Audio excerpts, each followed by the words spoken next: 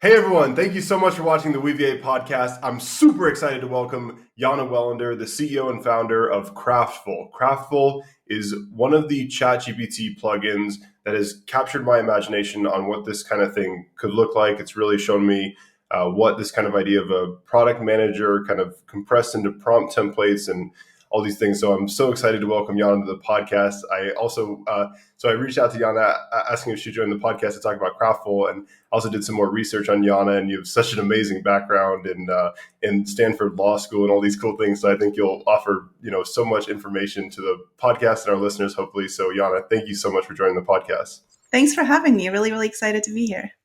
Awesome. So could we maybe start with maybe like the overview of Kraftful, and then I think we could dive more into the product management, the components of it, and then maybe come back into the ChatGPT Marketplace. Absolutely. Yeah. So at Kraftful, we're building this complete copilot for product managers and other product builders with this idea that our number one place where we start is to help you make sense of all the different user data that you're getting from various sources. We also help you understand kind of how to do product management really well. That's really where our plugin comes into play. But over time, we want to be that co-pilot for product builders to automate away all the tedious tasks so that folks can focus on the stuff they're really passionate about, like building awesome products using all of this information.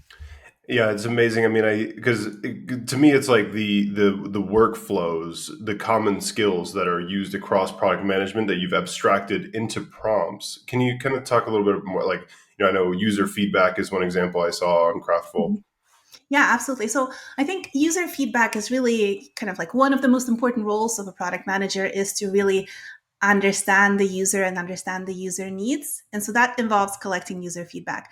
But also, deciphering that feedback, right, from lots of different sources. So that's both qualitative user feedback, like user interview notes and surveys, and quantitative, so usage data, analytics, that kind of stuff. But on the qualitative side, I would say kind of the best PMs tend to not just use the stuff that they get from surveys and user interview notes, because usually with that you're gathering a small group of people and you're asking them lots of questions. So it's not necessarily super representative of your user base. And even if you can manage to get it very representative, it tends to be quite detached from the experience itself. You also have this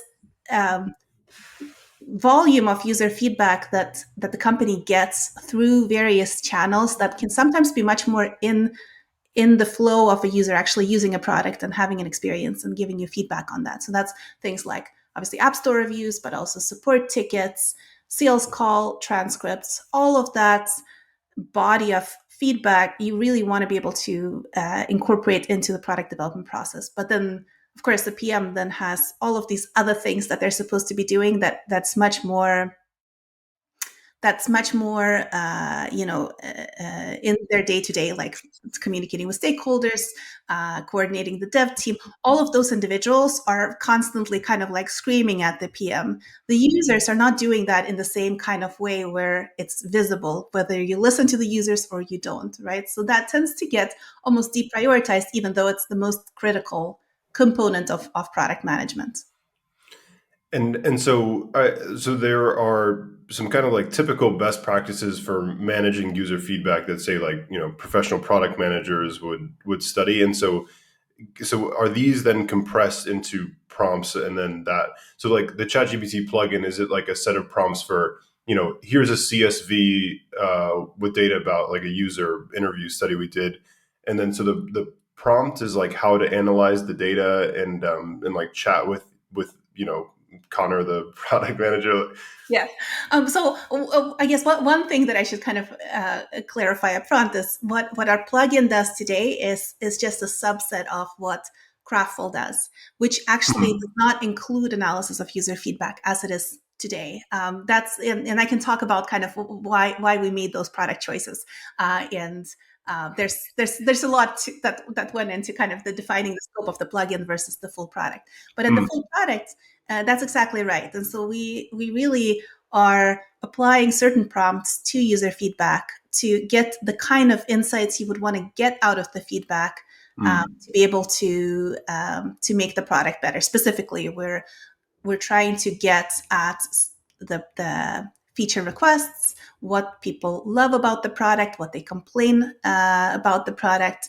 And then we've designed a flow where you get by default these kind of general product topics, and then you can dive deeper and we tell you what kind of questions you may want to ask to get at more kind of insightful information specific to your product in features out of all of the body of user feedback. And we do that with a chat that has kind of a personality or the reasoning of a product manager, so that it's not exactly like ChatGPT, that it's just a different personality, which is like, it's not as chatty, it's not as fun.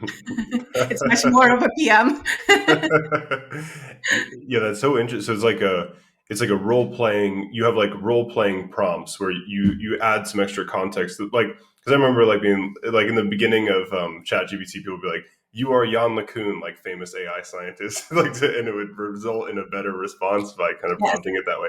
I mean, so I guess the other thing, like we think about a lot about like retrieval augmented generation at Weaviate vector databases, like, you know, how do you take your specific information and then you take a search query, retrieve the specific information, pass the language model, you know, to get better responses. So is that kind of a part of Kraftful, as well as is creating like this, you know, information store of product management best practices, so that you kind of, you know, and then you offer that as the product. Is that Yeah, correct exactly. understanding? So we kind of have essentially two flows. One is around user feedback analysis, and the other is around um, looking at all the different product best practices that are out. The internet is a very noisy place when it comes to product in particular, because everyone sort of think of themselves as a product person. And so there's just so much information out there that if you just ask this question to the internet, or ask it to the internet via ChatGPT, you're not likely to get very insightful answers, or they may seem insightful, but they're not necessarily going to be. And so we really try to almost curate what are the actual best practices, what is that body of feedback, so that we can guide you through that. And then ultimately we want um, those two features to meet in the middle, where actually the analysis is leveraging the best practices, so that we can, other than just our best practices that we already kind of built into the product, to constantly evolve based on all of the different flows and channels that we're getting. It's like so amazing how yeah, you take such a complex algorithm, like, you know, being a product manager, and then you turn it into software in this new kind of paradigm of that. I think there are so many interesting things to that. The first of which that I want to break apart is this concept of like, you know, you've curated this information. Do you think like the value going forward of having a highly curated set of information will increase over time because of products like this and the ChatGPT? Yeah, I mean, I think generally just like classifying what is high quality and what is not. I think over time, just based on usage, there's probably going to be lots of data there that will help determine what's a high quality source versus a low quality source. I don't imagine this being kind of like the relevancy algorithm in Google, but something, because that too is not necessarily, doesn't give you a real sense of quality necessarily. It's a sense of popularity. But I think something like that. I think over time, I imagine being part of both specific tools like ours, and also just generally kind of like ChatGPT and other um, chatbots, that they become better at getting a sense of what's good and what's bad over time, based on just having humans in the loop and interacting with the feedback. Yeah, it makes me think a lot about like the future of kind of like content creation, kind of, and like how you interact with people's content. Like, you know, I trust your advice for product management to like whatever you're curating. Like as it is now, it's like, say, you know, you had a YouTube channel where you were kind of like saying, here's the news about here's the new stuff, and now it's like, instead of just kind of creating like videos or blog posts and stuff, now you create like this thing that is like it is like software from your knowledge kind of. That is, to me, it's like a new kind of course almost. Like Mhm. it's like it's yeah, like the evolution of like information products. I think it's quite fascinating with this thing. So maybe pivoting topics, I really wanted to get your perspective on kind of the ChatGPT marketplace. And you mentioned that Kraftful. So it sounds like you're on both sides of the fence, where the API lives in Kraftful, which is like your software, and then you also bring it to the plugin marketplace. How are you seeing these two things? Yeah. So on our side, on the Kraftful side, we leverage a lot of different models. So it's a combination of Mm. both the Turbo model, which is really the only thing that our plugin gets to interact with, but also GPT-3 and GPT-4, and then we have various ways to combine that together to be able to um, interact with something that's a much larger than the context window that we would be able to leverage directly in Mm. ChatGPT. So that's a very different, and that's kind of what we need to have for this like body of feedback where you're constantly feeding support tickets, right? Like Mm. that's going to be a ton of data that you'll and then on the other side of that, in the plugin, so we were actually very, very early with developing our plugin. I think we were in the first cohort of developers developing ours. We launched. We were in the first group of folks launching it in the plugin store.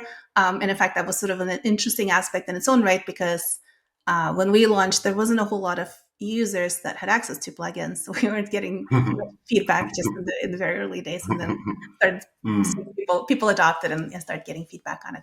But one thing that we've been really mindful of when designing our plugin or thinking through what features should we offer today. That's not to say that over time it's not going to have much more of what Kraftful is today, but um, the kind of things we're thinking about is what does that user experience look like and what's easy for a user to do through a plugin. I think there I was very much leaning on, and in a prior life prior to Kraftful, I was head of product at IFT or IFTTT, if you've heard of it by any of those names. um, and in and so obviously we were this integrations platform where users were Mm. enabling integrations between different products via IFT. And the big observation for me was always that authentication was really the drop off in the user experience. And so, any point where you have to authenticate, and then second to that was any kind of settings. And so, we really were mindful of that. That this is a very new user experience that's going to be really tricky for people to kind of understand. Okay, ChatGPT in itself is new, then plugins on top of that are new. Users are going to struggle with that. So if we on top of that add on anything that requires authentication and then have specific settings that we kind of need to have for the kind of experience we currently have on Kraftful proper, that's probably going to mean that no one's going to use that plugin. So we're sort of just thinking through out of all the things that Kraftful is, what can we bring to ChatGPT that's actually going to be valuable and people will use. And so that's where the product coach was came into place. It's like that's you don't need to authenticate anything. You can really just start using it and ask it questions and about best practices. And I think so far it's turned out to be true. Like people have had lots of use of it because it's been so easy to use compared to some of the other plugins because it's complicated. It's going to get easier over time, but it is so far it's complicated to use them. Yeah, yeah, that's so powerful. I think it makes me think like I don't know if this is too much of a stretch to compare it to say like how you kind of tailor your content to different like social media platforms. Like to Twitter, I write a short description of text. Medium, I write a long article.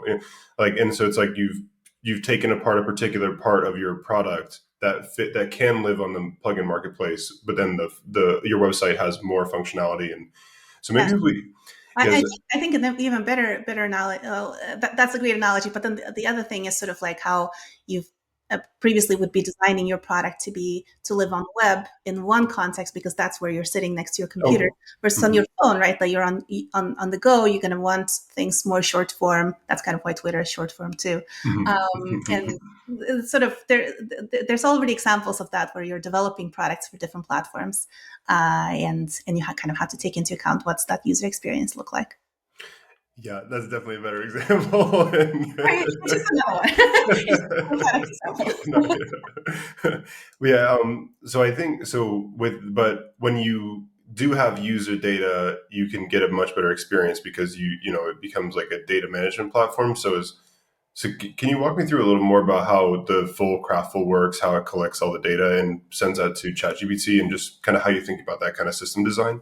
Yeah, absolutely. So on Kraftful, users sign in, and then the very first thing they're invited to do, because we really want you to have that aha moment as quickly as possible, is to connect your data sources. And so you can do things like connect your support tickets. That's usually an OAuth Mm. flow, or you can select an app from iOS or Android apps, and then you load App Store reviews for that app, or you can upload CSV files or just a text doc to analyze. That's usually for things like user interview notes or call transcripts, and then we run a combination of prompts on all of that feedback. So we pull in on all of that feedback. We break it down when it's a large volume of feedback, and we do what we call it's kind of summaries of summaries, where we run Mm. types of prompts to summarize it in certain ways, and then we apply these product prompts on this data to get product insights from them. And then on top of that, with that we use a combination of GPT-3, GPT-4, and actually also Turbo, because it does make sense in certain contexts. And then there's two things you can do with that. One is you can chat with summaries of feedback on top of that to kind of learn more beyond specifically the insights that we pulled out for you automatically. And then the other thing you can do is to use something that we call our reverse analysis, where we actually do the opposite, where we um, associate summaries that we got, kind of the product specific summaries that we got, to the original feedback, so that you can read that feedback in context and learn more about what the user actually wanted, or what, kind of like a little bit more about what's actually their problem beyond specifically what they're asking for. Yeah, there was so I think a couple of things apart is, firstly, I think that kind of like summarization prompts, I think just hearing again your like how you're using it is just a testimony to the power of that prompt. Like, some prompt like, please summarize the following documents, you'll receive them one at a time, as well as a summary so far, and just looping through that. I think that prompt has added so much value in so many ways. So I definitely want to ask this kind of topic of like prompt engineering. Like this kind of idea of tweaking your prompts. How much do you kind of tweak these prompts? Is it about like discovering totally new concepts like the summaries, or you mentioned this kind of like invert the feedback kind of, is that like a prompt as well, or is it just like linking? It is. So I would say, like, the origin, the first prompts, the earliest prompts for what we have on Kraftful, I kind of wrote back in like early 2020, and since then they've evolved Wow. so many times. I probably have lost track of how much. And so it's a constant evolution that's a combination of how the models have evolved, because back then prompt engineering was actually so much more complex than it is today. And so you had to have much more complex prompts to get something meaningful at all. And at some point you need much less prompt engineering, and you can kind of cut down on a lot of the additional stuff that you did to reason in certain ways. So that's one kind of evolution of our prompt engineering. The other type is just as we connected to different types of sources, some that are rich with product insights, like say user interview notes, versus some that are not so rich with product insights, like support tickets or call transcripts. We've learned a lot from those different types of user feedback sources, and had to apply different types of prompts to get product insights out of them, right? Because we're not actually just summarizing the feedback. We are really just looking for very specific types of insights in all of that feedback. Um, Hmm. So that's been the kind of the other kind of evolution, and then on top of that is sort of like this additional piece around, okay, but now we're also building new features, and those new features need a completely new set of prompts to be able to enable things like reverse analysis. So, well, I guess the other, like a quick note before coming back to the prompt engineering topic is, I think in addition to that summarization chain, the other thing is like map reduce chain, where you apply like, so like, does this product review mention, let's say RefDevec is like a Weaviate feature, like, does this product review mention RefDevec, and it just applies that on each chunk of user review and then takes those answers and then aggregates them with another prompt. But yeah, I think I think like summarization chains and MapReduce, those are like two of the most like ubiquitous prompts. And then you have the specific example of, and, but so you mentioned starting in 2020. So must have been an early believer in like, because I've been also working in AI, like I was in my PhD this time, not like working like you, but like 2020. I don't think it was clear that this was going to succeed like this. Like you could just tell it to do a task and it could do the task. Yeah. So what made you kind of an early believer in just being able to prompt it? So I think I wasn't necessarily an early believer. This is just one of the biggest problems I've myself experienced. So the very first time I got to play around with this technology, this is the very problem I applied it to.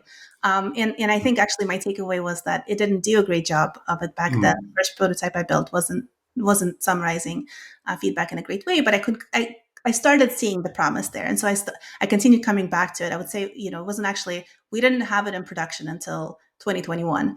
And before that, we had much more of sort of like an analytics product um, Mm.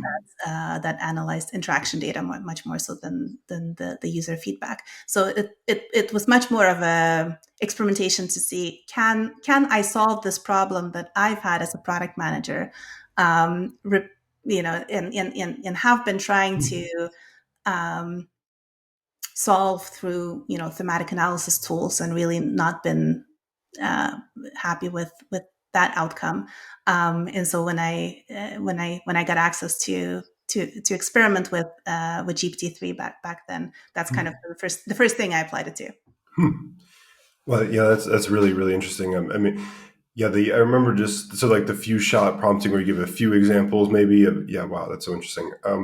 So pivoting topics a little bit, I'm curious about like your use of user data at Kraftful and design of the product. Like, do you think about training your own large language models, or like maybe fine tuning it for your particular problem, or like Connor using yeah. Yeah, absolutely. So I think we're definitely going to be fine tuning a lot over time. I don't imagine us necessarily training our own model, though maybe we will over time. I think the the pace with which this is developing, it just doesn't seem like a really good use of time, our team's time specifically, because after all, we at least we don't think of ourselves as an AI company. We do think, or a product. We do think of ourselves as a product management product solution, right? And so the but I do think that's definitely fine tuning.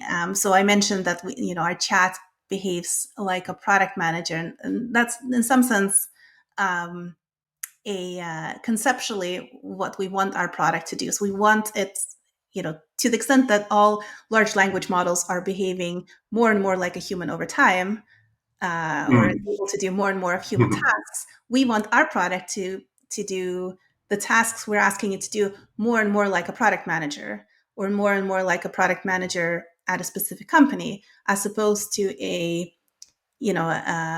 customer support representative, right? And so that's just the different type of way of analyzing data, and we want to kind of fine tune the model over time to perform more like that. And the way we plan on doing that is just to have users provide feedback, just not directly, but by interacting with the summaries and in all of the insights that they're getting through Kraftful. And as they mark certain summaries for use, that's a good indication for us that that's a good summary, right?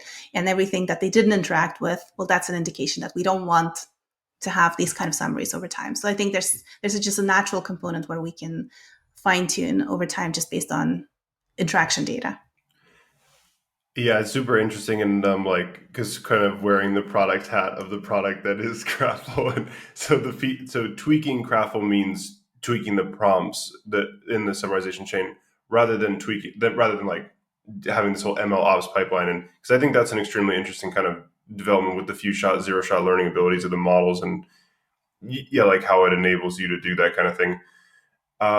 Yeah, maybe I don't know if this would be too like pivoting too much, but I'm curious a little further, like what you mean by a particular way of looking at data from a product management. Maybe if we could talk about like the experience of your team, like and how and kind of sort of like because I'm not a product manager. What does it entail Yeah. generally? Yeah, I mean, I think like one just to give you kind of a concrete example. So we get by applying various prompts, we get lists of feature requests, and then we get lists of complaints, right? Mhm. Um, and oftentimes, to a non-product manager, they wouldn't necessarily know, what specifically is a complaint versus what specifically is a feature request. I mean, Mhm. they may know, but I think if you were to ask Mhm. your support team to produce two lists, you may see a mix of things on those lists. And it's going to be kind of very varied. I think if you ask a product manager, it's going to be you will get pretty solid lists on like, here's your Mhm. feature requests and here's your list of complaints. That may vary based on organization. There may be some specific things that are considered one thing and not the other.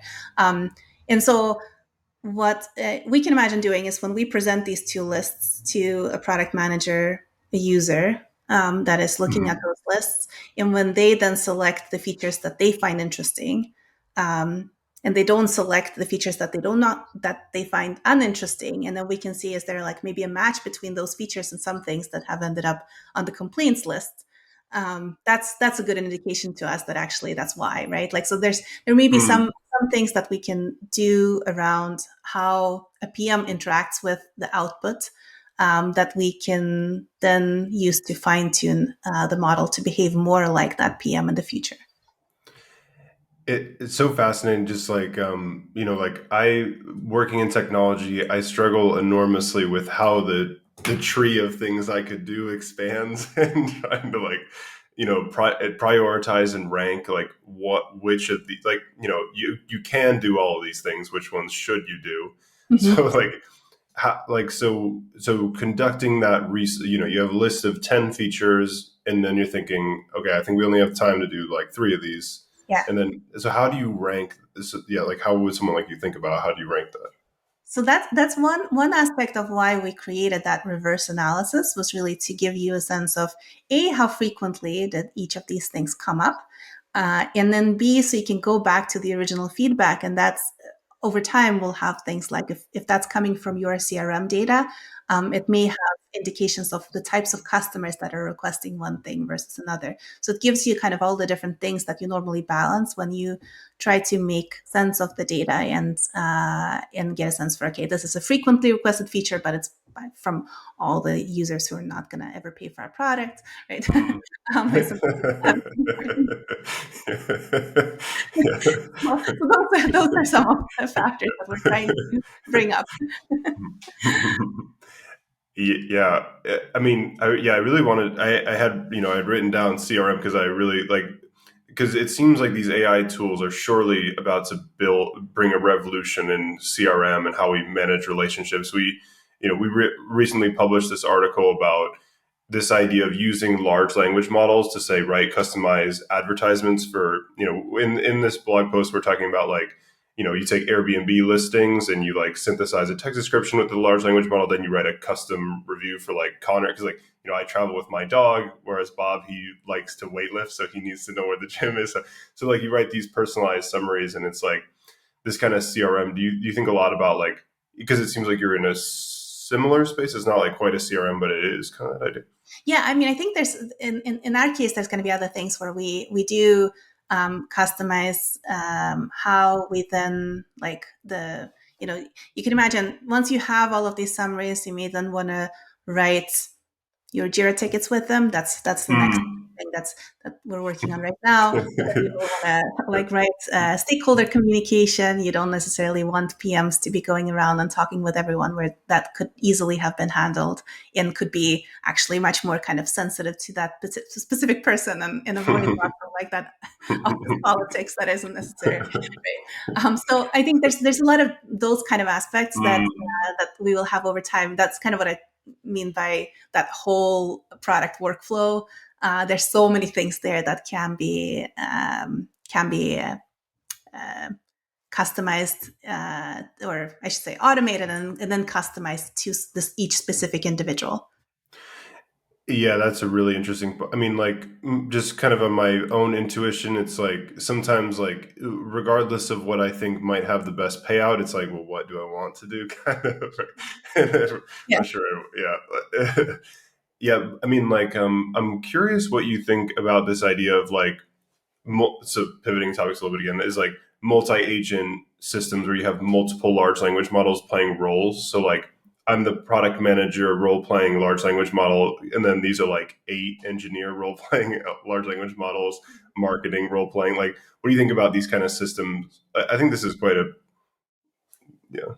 Yeah, I honestly don't think that that's how, or for a while, that's how teams are going to operate. I think like when we get close to like AGI, yes, but but I think on the path there, I much more envision a world where you have the AI enabled PM interacting with the AI enabled engineer and the AI Mhm. enabled marketer, and all of them are essentially just like AI operators at that point, right? Like, no, you have no code writers and you have no word writers Mhm. on the marketing Yeah. side. But I do still think that there like on at least as far as product development, there is a certain aspect of human intuition that is going to be pretty difficult to replace until we are very far along. And so I think it's probably going to be less of a kind of an agent role playing development process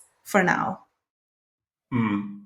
Yeah, I agree. I guess I just find the idea to be, well, I find it to be really fascinating, especially with the, like the software engineering kind of part where I think a lot about how the language models can write code and also kind of like test the code. That I think Yeah. the way that they can chain it and test it, that's the part that really inspires my imagination on it. Because yeah, like this kind of feature request thing where it's like if I have 10 features, they can each language model could take one and in parallel start prototyping it and testing it and seeing how difficult it's going to be. And yeah. Yeah, I think that, so that's a really interesting idea. I think something like that is probably going to, when I think about sort of like the AI enabled PM, like what is that AI enabling that PM then?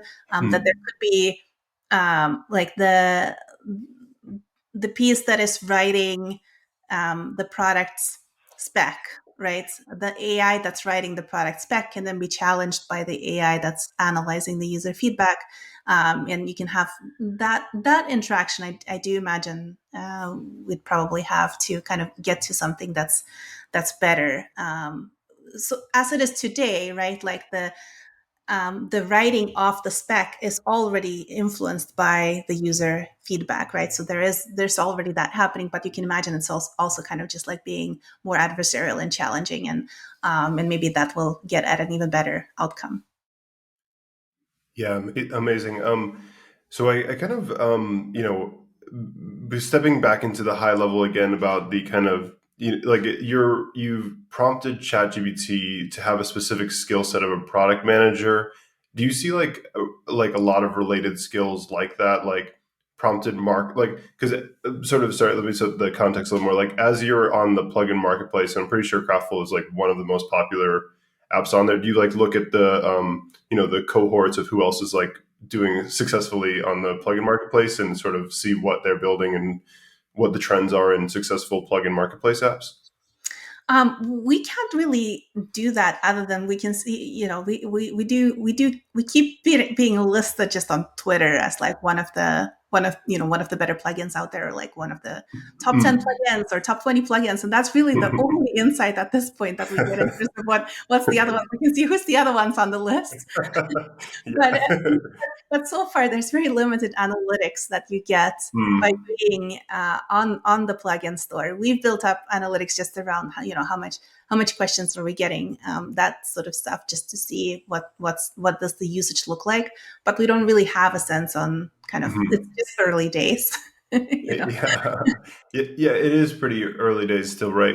Like I know we have a Weaviate ChatGPT plugin, and I don't work on that personally, so I don't really know what it is. But I don't know too much other to say.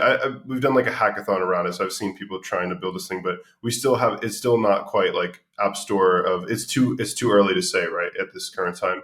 But you would like the prediction is like, would this be like a App Store type of thing? Like, what's your sentiment on that? My sense is that there's something like that. Yes, I do think that there's probably going to be something, some interface that people interact with all of their different, agents or apps via. And I think over time, I imagine it's probably not going to be chat. I would think it would be something combination of voice and some visual interface, or something that is a little bit more intuitive, kind of like I think what we always dreamt for, like something like an Alexa, but it absolutely never went in that direction, right? But I think yes, I think there's something like that is coming, and I do think that the promise is there, but it's just like very, very early days so far. Yeah, and I think you'll probably again have a better analogy for this, but like the iPhone App Store, to me, it has like the moat of like it's on the iPhone. That's what enables all the apps really. And you would say maybe the language model is that type of effect, but then you can take the API and disentangle it from the app, the iPhone. So that's where I think is a little, of course you could like run an Android, but is that, and then I see the other side where it's like just kind of like a marketing play, like kind of like how, say Product Hunt has like a list of products. And so like I see it as like either just the marketing, like I know about Kraftful because I go to the plugin marketplace and I click on the apps and, it's ranked high. So do you see those kind of things as being the right way of thinking about it? I think so. Yeah. I mean, I think that it is very possible that there isn't going to be another way to interact with like apps or products or websites other than just going through something like ChatGPT or the ChatGPT and interacting with plugins, and that would be the app interaction. Um, and so in that sense, it would be analogous to it would be in one analogy is the App Store. Another analogy would just be like that's the browser.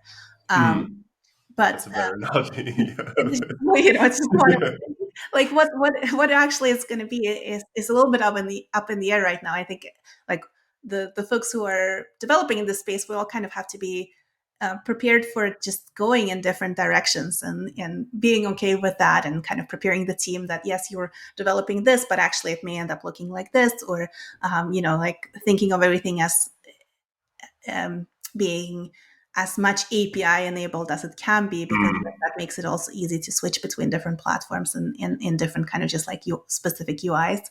But yes, I do think that most likely there will be some sort of ChatGPT like experience that we'll be interacting with. And I do think that the App Store is sort of like probably a good analogy to that, or the App Store, or the iPhone, or the browser.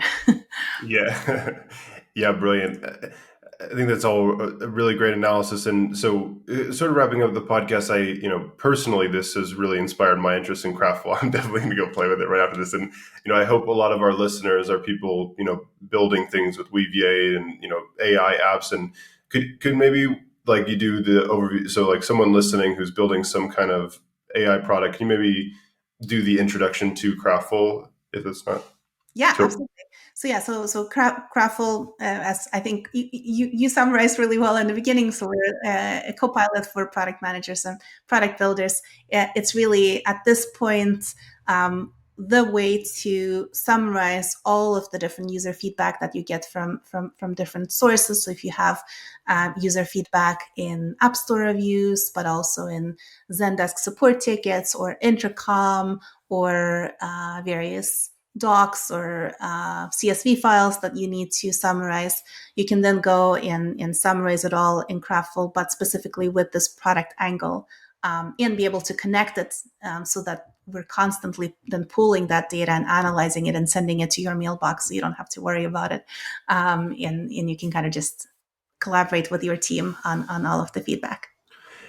Yeah, and I think just the like the skill of how to do user interviews is quite interesting. Like I did a computer science degree and was just hacking with like I imagine a lot of people who listen to this podcast are also just like computer scientists and don't think about like how to conduct user interviews and save this kind of data. So I think all that, yeah, the angle of this is one of the like skills workflows compressed into like a ChatGPT based app that has really captured my imagination more than anything else. Also, kind of in the spirit of the podcast, could you maybe tell people like how to keep up with you and updates and maybe any announcements coming up? Absolutely, yeah. So probably the best way to keep up with me is I'm very active on Twitter. Yana tweets there. Also, can keep up with Kraftful there. Our handle is just Kraftful. That probably is the easiest way to both keep up and reach out to me and connect with me. The next few things we have in the pipeline is just lots and lots of additional features. Obviously, we are using Kraftful for Kraftful. We're ourselves been overwhelmed with user feedback, which is luckily we have the tool. Yeah. We do roll out new things pretty much every week, and so a lot of that is new integrations, new ways of analyzing the data, new ways of summarizing it. The Jira ticket writing functionality that kind of alluded to, that's coming soon too. So lots and lots of exciting stuff. Awesome. Yana, thank you so much for your perspectives on all these things. I learned so much and yeah, it all sounds so exciting. Thank you. Thanks for having me. Really a fun conversation.